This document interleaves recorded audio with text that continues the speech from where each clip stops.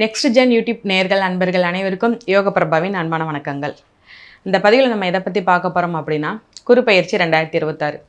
குரு பகவான் என்ன மாதிரியான ஒரு மாற்றத்தை கொடுக்க போகிறாருன்னு ஃபஸ்ட்டு பார்த்தோன்னே பார்த்தீங்கன்னா, நடக்க இருக்கிற போர்களும் ஏற்கனவே சமாதானமான போர், பழையபடி போர் மறுபடியும் தொடங்கிடுமான்னு சொல்லி ஒரு பயத்தில் இருப்பாங்க பார்த்தீங்களா, அவங்களுக்கு எல்லாத்துக்கும் இந்த போர் நிறுத்தம் கண்டிப்பாக அது உறுதியான நிலைப்பாடு தன்மையோடு இருக்கிறதுக்கு உண்டான ஒரு பெரிய மாற்றத்தை குரு பகவான் கொடுக்குறார். ரெண்டாவது, தங்கம் விலை ஒரு ஏற்ற இறக்கத்தில் தங்கம் விலை எப்போ குறையும்னு சொல்லி பார்க்காம இந்த காலகட்டத்தில் குறைந்து நிறைய பேர் தங்கம் வாங்கிறதுக்கு உண்டான வாய்ப்பாக அமையுது.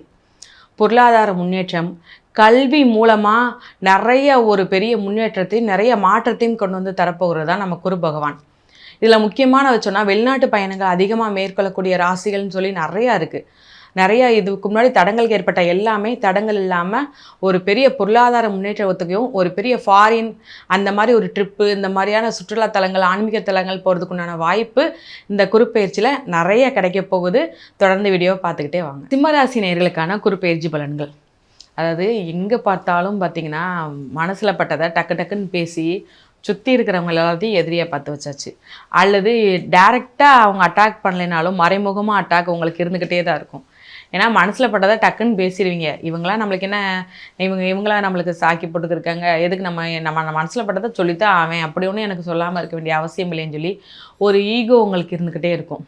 அதன் மூலமாக நிறைய வேலை இடத்துல பிரச்சனை, தொழில் பண்ணுற இடத்துல பிரச்சனை, என் குடும்பத்துக்குள்ளேயே நிறைய பிரச்சனை அப்படின்னு சொல்லி பிரச்சனையை சுற்றியே தான் நீங்கள் வாழ்ந்துக்கு இருப்பீங்க. அப்படிப்பட்ட உங்களுக்கு குரு பகவான் குருப்பெயர்ச்சி காலத்தில் என்ன மாதிரியான மாற்றத்தை கொடுக்குறேன்னு சொல்லி பார்த்துடலாம். இவருடைய வீடான 4ஆம் வீடு, 6ஆம் வீட்டை, 8ஆம் வீட்டை பார்க்குறாரு. அவருடைய பார்வையை வச்சு 4, 6, 8ஆம் வீட்டை பார்க்குறாரு. முதல்ல 4ஆம் வீடான சுகஸ்தானம், தாயார் ஸ்தானம்.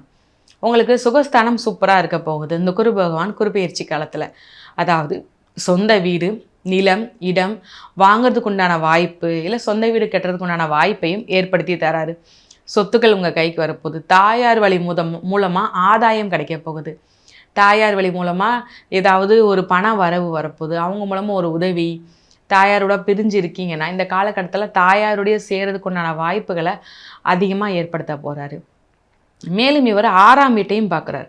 அப்படின்னா தாயார் உடல்நிலை சரியில்லாமல் இருந்துச்சுன்னா தாயார் உடல்நிலை சீராகிறதுக்குண்டான வாய்ப்புமே இவர் தராது. இன்னொரு விஷயம், இவர் உயர்கல்வி படிக்கிறதுக்குண்டான வாய்ப்பை கொடுக்குறாரு. மதிப்பு மரியாதையை அதிகப்படுத்துகிறார். அதுக்கடுத்து 6ஆம் வீட்டை பார்க்குறாரு. நோய், எதிரி, கடன்.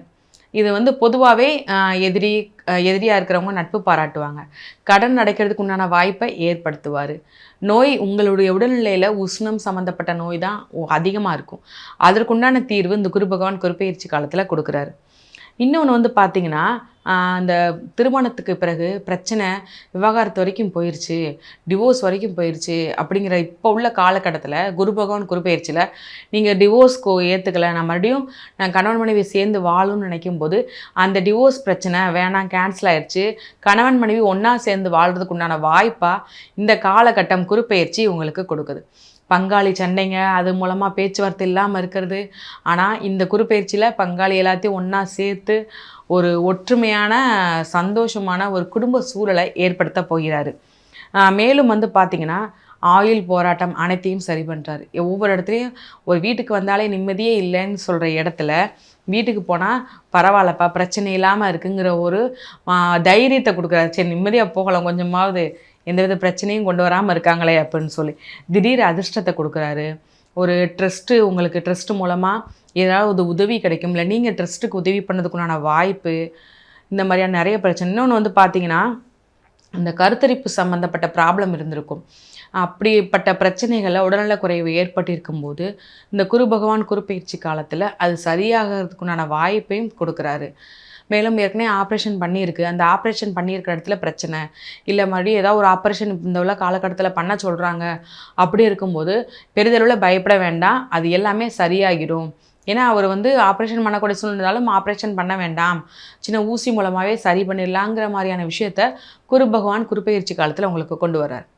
ஓகே, எல்லாமே நல்லா இருக்குது. அப்போனா எந்த இடத்துல அவர் இருக்கிறாரோ அந்த இடத்துல தான் சின்ன பாதிப்பை கொடுக்குறாரு. அவர் உங்கள் ராசிக்கு 12ஆம் வீட்டில் இருக்கிறாரு. 12ஆம் வீடுன்னு சொல்லி நம்ம அயனசயன போகத்தை பார்ப்போம். அந்த அயனசயன போகத்தில் இருக்கும்போது முதல்ல வந்து குடும்பத்தில் கணவன் மனைவிக்கிடையே உள்ள இல்லற வாழ்க்கையோட நாட்டத்தை அவர் குறைக்கிறாரு. நிம்மதியான தூக்கம் இல்லாமல் உழைப்பு வேலைன்னு சொல்லி ஓர்றதுக்கு உண்டான வாய்ப்பை அவர் ஏற்படுத்துகிறாரு.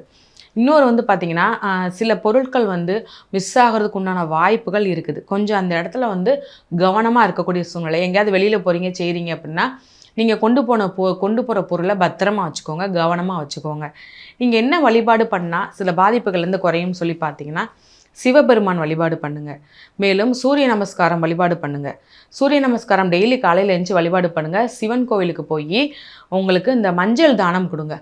முகத்துக்கு பூசுகிற மஞ்சள் அந்த தானம் கொடுங்களேன். உங்களுக்கு இந்த பாதிப்புகள் குறைந்து ஓரளவு நிம்மதியான ஒரு தூக்கமும் ஒரு குடும்பத்துக்குள்ள ஒரு சந்தோஷமான கணவன் மனைவிக்குள்ள ஒரு ஒற்றுமையும் ஏற்படுத்தும். நிச்சயமாக உங்களுக்கு இந்த குருப்பெயர்ச்சி ஒரு பெரிய ஆசீர்வாதத்தை கொடுக்கும்.